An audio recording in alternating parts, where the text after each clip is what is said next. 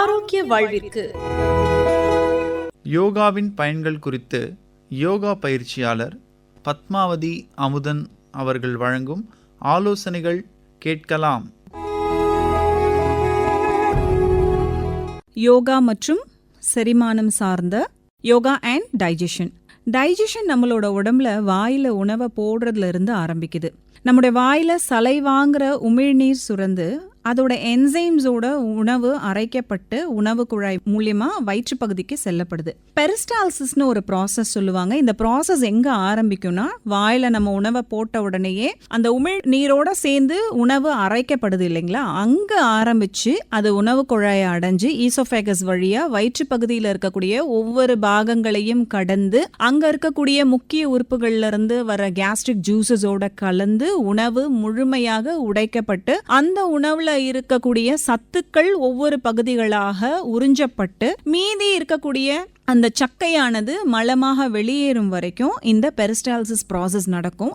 இந்த peristalsis process நமக்கு உள்ள செரிமான பகுதியில் வரைக்கும் எங்கெங்கெல்லாம் டிஸ்டர்பன்சஸ்லாம் உண்டு பண்ணோ இது எல்லாமே டைஜஷன் ப்ராப்ளம் தாங்க. நம்ம உணவு செரிமானத்துல வந்துட்டு பல வகைகள் இருக்கு. ஒருத்தருக்கு எந்த உணவுமே கொஞ்சம் ஆடம்பரமா சாப்பிட்டே பழக்கப்பட்டிருப்பாங்க. அப்படியே பழக்கப்படுத்தியே இருக்கும்போது கேஸ்ட்ரிக் ஜூசஸ் எக்ஸஸா சுரந்து அதிகப்படியான அசிடிட்டியை உண்டு பண்ணக்கூடிய இல்லனா கேஸ்ட்ரிக் ஜூசஸ் தேவையான அளவுக்கு சுரக்க முடியாத ஒரு நிலையை அடைஞ்சிருக்கும்.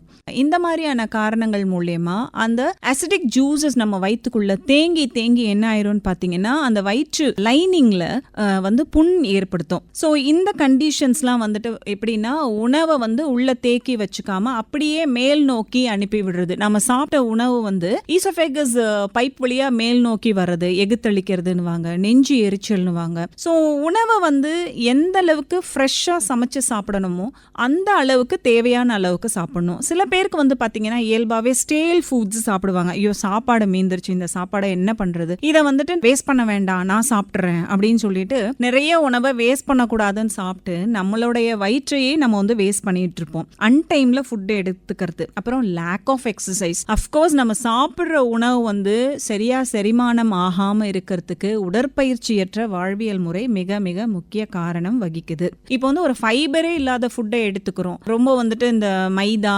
Refined oil, refined sugar use பண்ணி, ரிஃபைன்டு ஃப்ளார்ஸ் யூஸ் பண்ணி சாப்பிட்ற ட்ரை ஃபுட்ஸ்னால கான்ஸ்டிபேஷன்ஸ் அதிகமா இருக்கும். இந்த கான்ஸ்டிபேஷன்ஸ் மூலியமா என்ன விதமான பிரச்சனைகள் வரும்னா, உடம்புல வாய்வு அதிகரிக்கும். வாய்வு அதிகரிக்கிறதன் மூலியமா கைவலி, கால்வலி, வாதம் சார்ந்த பிரச்சனைகள்லாம் வரும். நிறைய தண்ணி கன்சியூம் பண்ணணும். டயட்ரி அபியூஸை நிறுத்தணும். உணவு கொஞ்சம் பிளண்டான உணவு கொஞ்ச நாளைக்கு எடுத்துக்கணும். ஃபைபரஸ் உணவை அதிகமாக எடுத்துக்கணும். உணவு உண்ணும் போது அந்த உணவின் மேல கான்சென்ட்ரேஷனோட அந்த உணவை எடுத்துக்க ஆரம்பிச்சுக்கணும். இந்த உணவை உண்ணும் போது டிவி பார்க்கறது, ஃபோன் பார்க்கறது, இந்த மாதிரியான காரியங்கள்லாம் ஈடுபடாம உணவு மேல கவனமா இருக்கணும். At the same time yoga என்ன சொல்லுதுன்னா, எப்போ உணவை எடுத்துக்கும் போதும் கைகளை பயன்படுத்தி சாப்பிடணும். 5 பூதங்கள், 5 எலிமெண்ட்ஸ் நம்மளோட ஒவ்வொரு விரல்கள்லயும் இருக்கு. அதை பயன்படுத்தி நாம உணவை சாப்பிடணும். அண்ட் சுகாசனால உட்காந்து சாப்பிடலாம். அப்படி இல்லைன்னா ஒரு கால் மடக்கி இன்னொரு காலை உயர்த்தி இப்படி வச்சிருப்போம். பெண்கள்லாம் அப்படி யூஸ்வலி உட்காருவாங்க. அந்த மாதிரி பொசிஷன்ல கூட உட்காந்துட்டு நாம உணவை எடுத்துக்கலாம். இதெல்லாம் ஏன்னு கேட்டீங்கன்னா,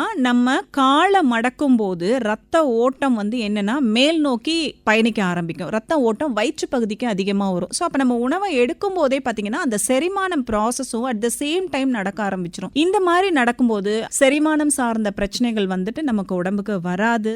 ஸோ இதுக்கு யோகா பயிற்சியில என்ன இருக்குன்னா, அஃப்கோர்ஸ் முதல்ல வர்றது ப்ரிப்பரேட்டரி எக்ஸசைசஸ் அண்ட் சூரிய நமஸ்காரம். டைஜஷன் ப்ராப்பர் பண்றதுக்கு சூரிய நமஸ்காரம், தாடாசனா, பட்சிமூத்தாசனா, வஜ்ராசனா, சுப்த வஜ்ராசனா, தனுராசனா, சர்வாங்காசனா, இது போன்ற பயிற்சிகளை பண்ணும்போது நல்லா வயிற்று பகுதியில் டைஜஷனை அதிகப்படுத்தும்.